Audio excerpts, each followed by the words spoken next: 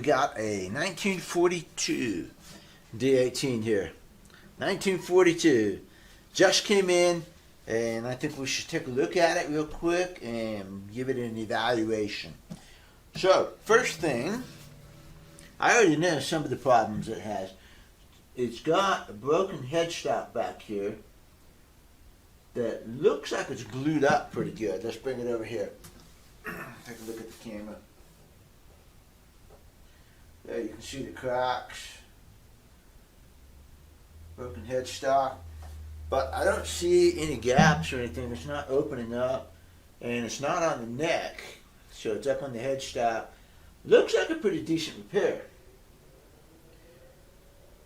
It's weird because I'm not sure, it's not showing up on the faceplate. So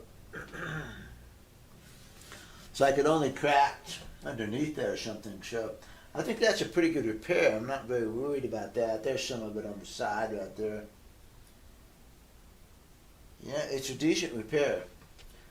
The head plate's going to offer some strength from the strings pulling up, so I'm not worried about that at all. It's not opened up or anything like that, so looks okay. Let's take a look at the frets. We're working our way down here.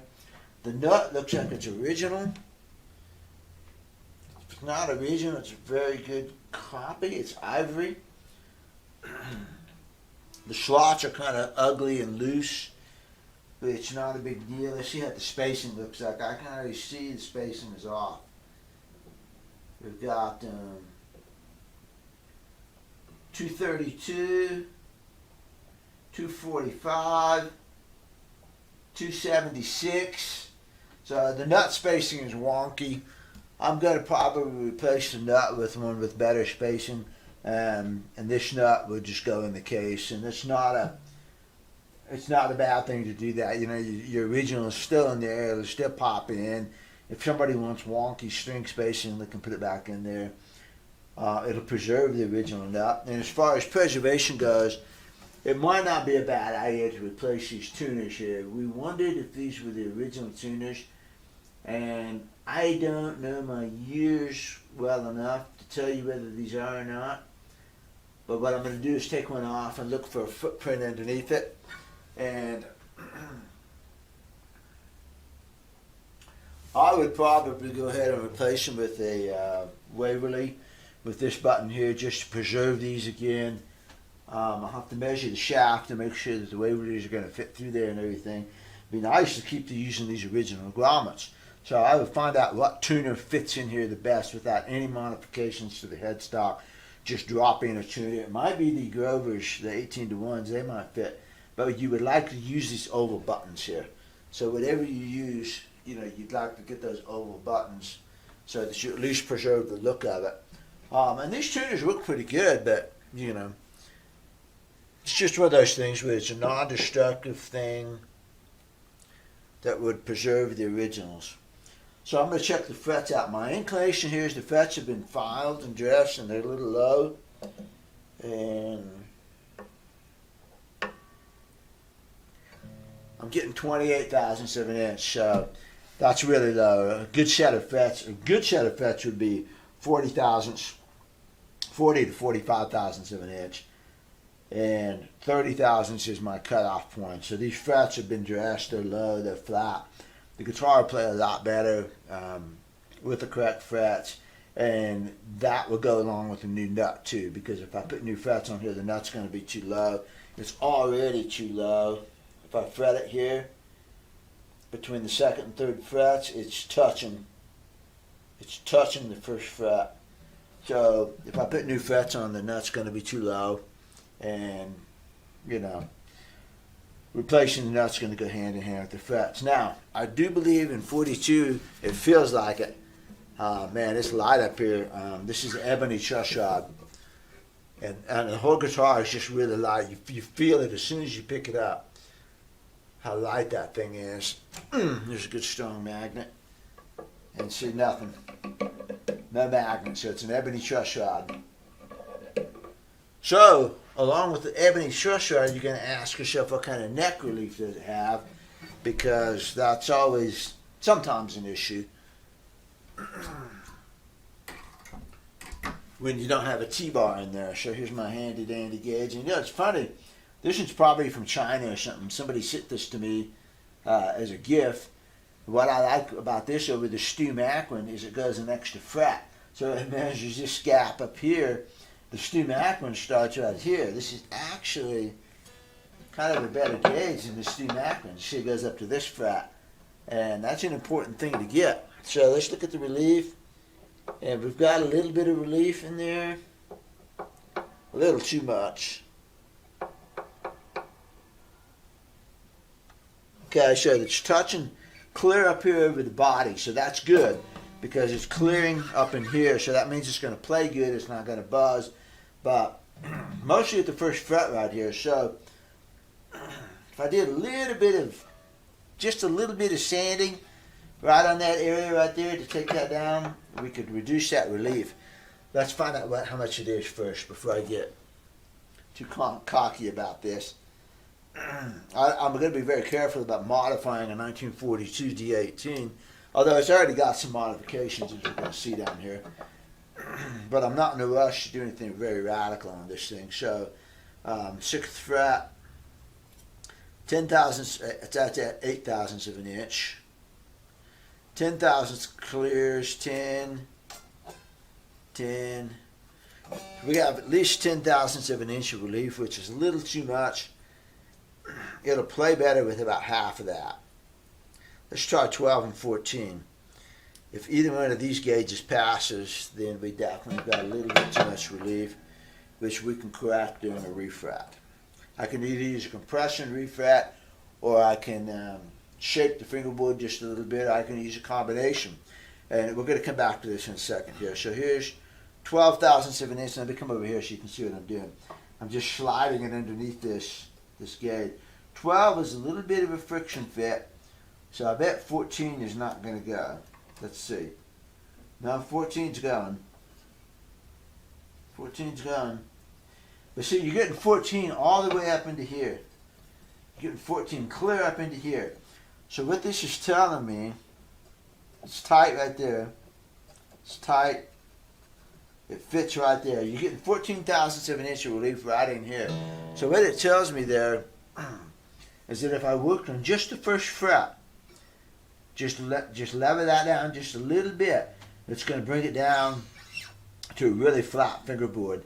And I can also do some work with the frets themselves. I can reduce the relief on the tops of the frets. When you're dressing the frets, put new frets in, you put a little bit of weight on the neck like this and get it bowed, and then you lever the frets that way, and you'll have a level playing surface, which is important.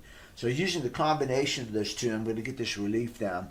But we see that there's an issue. It's got a little bit too much relief. It'll play better with about half of that amount of relief. And the second thing we do is we start fretting up in here and check this next fret clearance. So I'm fretting on this fret and I'm checking the clearance up here like this and working my way down, and it looks really good. So that means there's no hump right here in the fingerboard, and I would bet you anything that somebody's already taken that down. It looks smooth up in here. So again, I think if I work with just a little bit of area right in here, we're going to reduce the relief on this neck quite a bit. And I can also use some compression frets in the middle of the neck here to bow it backwards and that kind of thing. The ebony truss rod will move a little bit, and so we'll use a combination of compression frets and a little bit of careful shaping up here and get this relief down. Okay? So, but needs some fret work to play its best. It's not bad now, you know. All right, the other thing that I noticed right away, if you look up here, there's a crack happening. Right here, there's a crack. And anytime you see a crack right there, you need to be suspicious of the popsicle brace area. The popsicle brace is the brace that goes up under here, and it's supposed to prevent this crack from happening. But anytime I see that crack right there, I have a very strong suspicion that the top is cracked alongside the fingerboard right here. And if that gets really bad, the neck can just fall into the guitar because it's cracked. It's cracked up here, and there's no support except for the neck block, and the whole neck block will just rotate and the thing will fall into there. This one looks pretty good, like it hasn't shifted too much, but we want to take a look at it. And we're going to use Goo Gone, which is basically naphtha. It's safe for the finishes. You don't want to leave it on there for hours or anything. But what we're going to do is we're going to run it up against the fingerboard right here, like that. We'll go ahead and do the other side too. And if there's a crack alongside the fingerboard, it's going to go wicking into there, and we'll be able to see this from the inside. I'm going to wipe that up. And I get my mirror and a light. We're going to take a peek. And I see definitely wicking in there. So we have parallel fingerboard cracks here. So let me get a mirror set up, and I'll bring the camera over here and show you.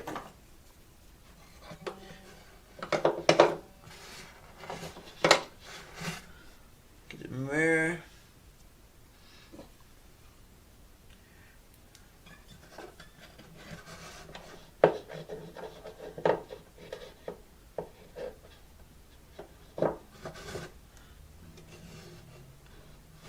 Okay.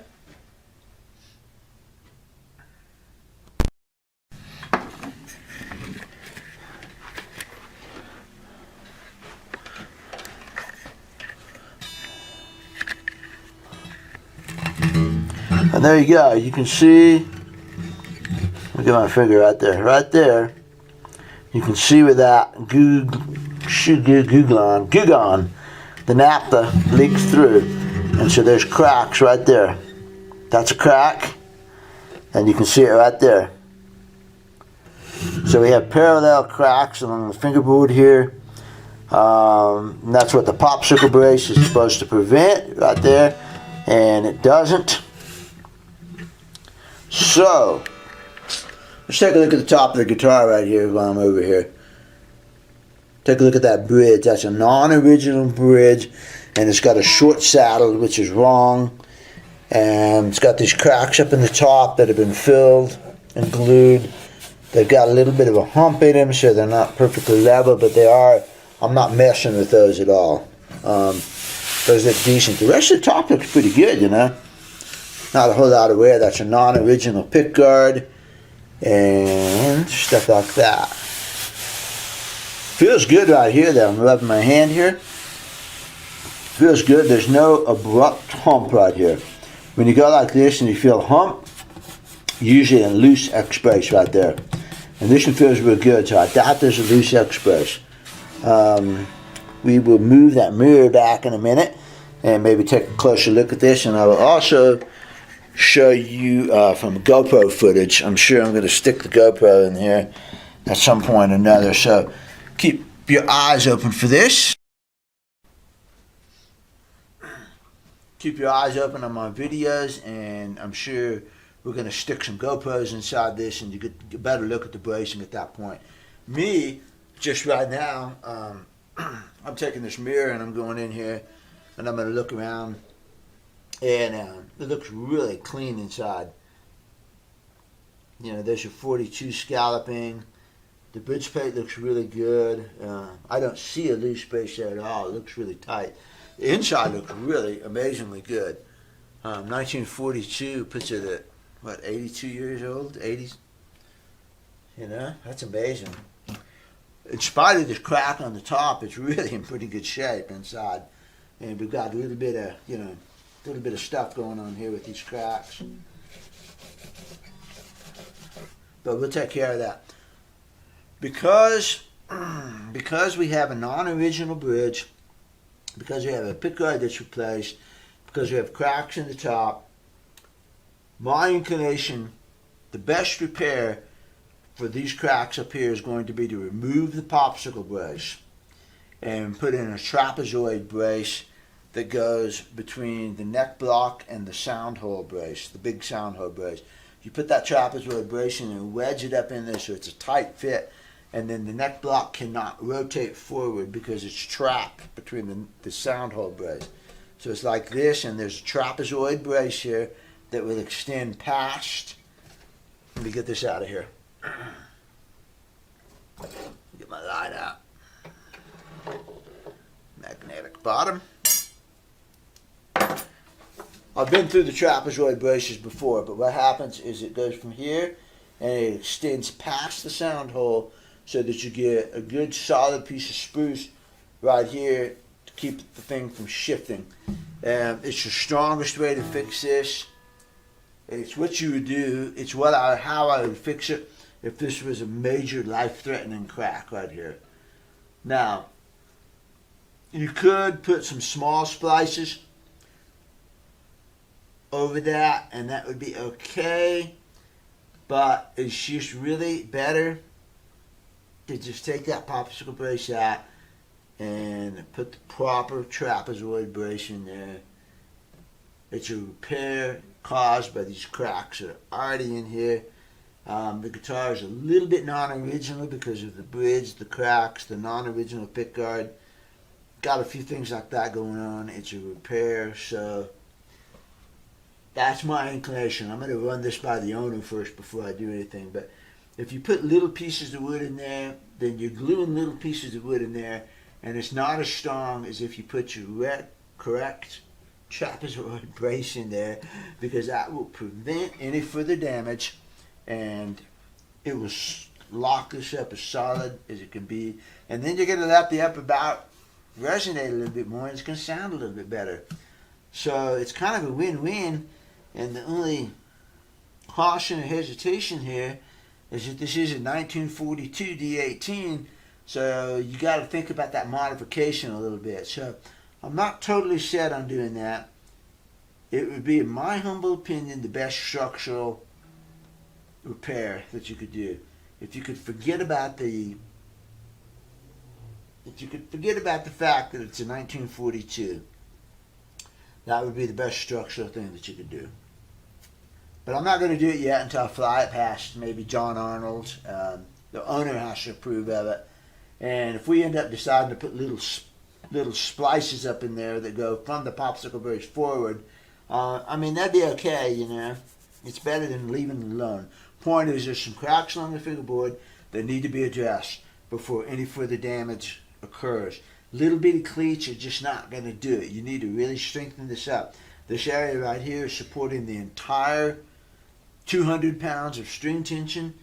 This is an area that needs to be strong. Okay? So, something I'm pointing out here. So, as I already said, the bridge is non-original. It is, however, a good shape. It's got the correct belly curve on the back. The wings look really nice. It's beat up a little bit, which is kind of good. I mean, it looks okay. It's a replacement bridge, except for the fact that they put a short saddle in there, but I can fix that easy enough. I can fill that in and cut a long vintage saddle, and I'm sure that's what we're going to do. It's funny that somebody would put such a vintage-looking bridge on there and then put a short saddle on it. The saddle does fit pretty good, and it has some decent action here. It's got some decent height to it. So the guitar is not really in need of a neck reset, which is good. And the action feels pretty good. I was playing it a little bit, just a minute, and I bet you the action's not a whole lot more than 90 thousandths. So here's 98 thousandths of an inch at the 12th fret. Well, it's clearing it now. But I am going to reduce the relief a little bit by quite a bit. And when I do that, that action's going to come down. So here's 103. That's pretty high action. I got a little bit of saddle to work with there. That's kind of the perfect height to saddle, though. If it needs a neck reset, it needs a neck reset, you know. So there's my action. Looks like about 130 thousandths of an inch. Make sure this is zeroed out. 120. 122. It's pretty high. I'm not going to call it for a neck reset yet until I get the frets and the relief, because remember the frets were 28 thousandths of an inch, and new frets are going to be about 40, so that's 12 thousandths of an inch. Let's call it 10. That's going to knock the action down 10 thousandths of an inch right there. That's going to be 110, and then by the time I reduce the relief, we might be getting pretty close to a better action. So we won't call the neck reset until we get the frets and the fingerboard done, and all that looks pretty good. But the action is a little high. It does have a pretty good saddle though, so that's good. So okay, now down in the bridge, I noticed right away that these are slotted pins, and that's wrong. There should be non-slotted pins, and the bridge should be slotted. And I noticed when I was looking inside there that the bridge plate is slotted. So what's happening right now is these ball ends are really eating up into the bridge plate, and we need to take care of that. And these are just plastic, cheap plastic Martin pins. These are entirely the wrong kind of pin. You can see the dent right here, and that's where the ball end is eating up into there, and it's pressing itself up through the bridge plate. So first thing that's got to happen is these bridge pins have got to go. They could. Let's see if we can turn them around. No, I can't turn them around. The bridge is not slotted enough. But that's going to be first thing I'm going to do. Take care of that system. That's too much glare. Yeah. That's the thing slipping into it.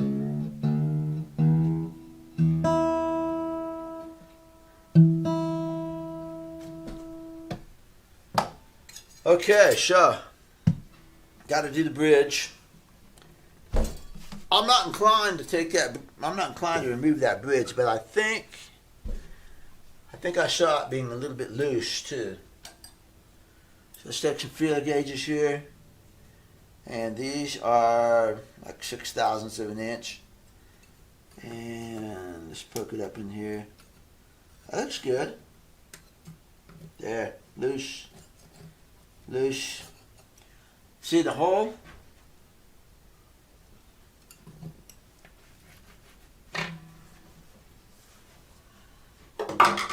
That's how far that's going in there.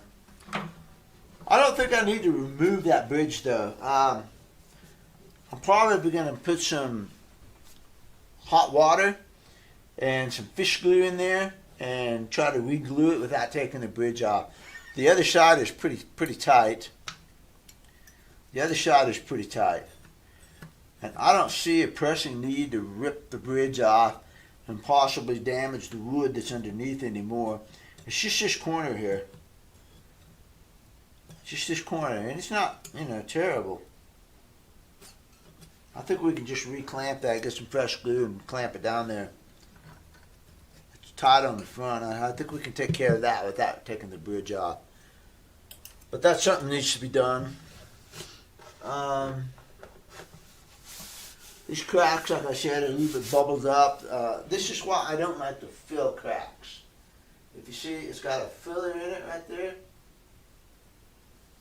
And then what happens is that it makes a bubble right here.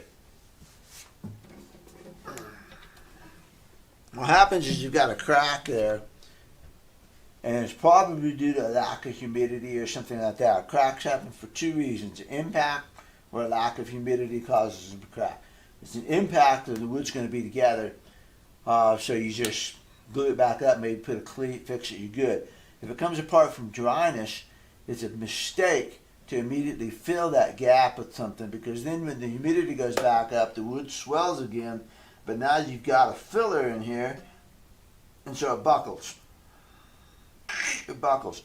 And that's exactly what's happened right here, is they put a filler in there, then the humidity came up at some point, and it buckles on this filler right here. I'm not going to mess with that because it looks pretty solid, and I'm not sure I could gain anything by messing with it, but I'm going to keep an eye on it when I have this guitar. I get to keep this guitar for the winter. Yes. And it's going to be in several videos, so I'm sure I'm going to be using it. So we're just going to keep an eye on that, and there's a remote possibility that I might take a razor blade and start scoring through there, loosen up that filler stuff, see if I can get that down. But I'm not going to be in a big hurry to do that. That's just something I'm going to do as I watch it, and maybe I think it needs it or not. Right now my gut reaction is leave it alone because it's not really causing any issues. So that's it, maybe. Let's get that mirror out of there. It sounds horrible. Rattling around in there. There it is. Alright, it's safe now. The back and sides look really good. There's no cracks in here. No cracks going on. That's pretty remarkable if you think about it. For a 1942 mahogany guitar, mahogany is weaker than rosewood. And finding cracks down here where it sat on somebody's leg, it's called a key crack because it hits the keys in your pants. It doesn't have a key crack, and that's pretty remarkable for a guitar of this age. Need to tie strings on these things so I can fish them out better. So, let's get a look at the back and side.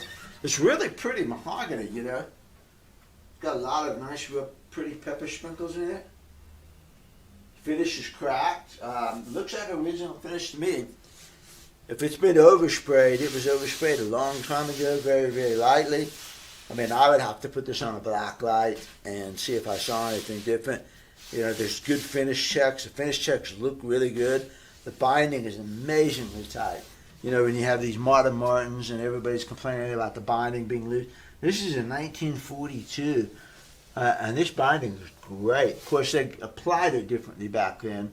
They had much more toxic glues, and, you know, but it's just, you know, that's really amazing. I mean, you got this crack in the top, you got a cracked headstock, you got a couple cracks up in here, but on the whole, guitar is really in good shape. The finish isn't worn over here. There's no cracks going on at all. That's really pretty remarkable. Yeah, just your normal wear and tear. Not even heavy belt buckle rash, you know? Look at that. That's not even heavy rash right here in the middle. Got a strap button that's been played standing up a little bit, but you know, you got a couple creases and dents and things, but gosh, binding's great. You know, it's pretty good. So, well, there's my list of stuff. Possibly replace the tuners, keep the originals. Definitely we're going to replace the nut, keep the original. We're going to refret it. We're going to drop the relief a little bit, either using a combination of compression refretting, which I've never done a video on compression refretting. I've done lots of compression refrets, but I've never done a video. So we'll be having a video on compression refretting. Show you the tips and tricks and things like that. And it's an art, and it's not. You got to be patient. You got to be very patient and work your way over to the fingerboard. Now this has got a lot of relief, so we're going to pretty much just put compression frets in there, and it's going to be where it is. But so we'll do compression frets. Then we will evaluate for a neck reset at that point. After that time, I will probably pull the popsicle brace and put a trapezoid brace in here to keep this any further damage happening from here. We will glue the bridge down. I'm going to do that right now, actually. Glue that corner of the bridge down right this second and get the proper pins in there to keep any more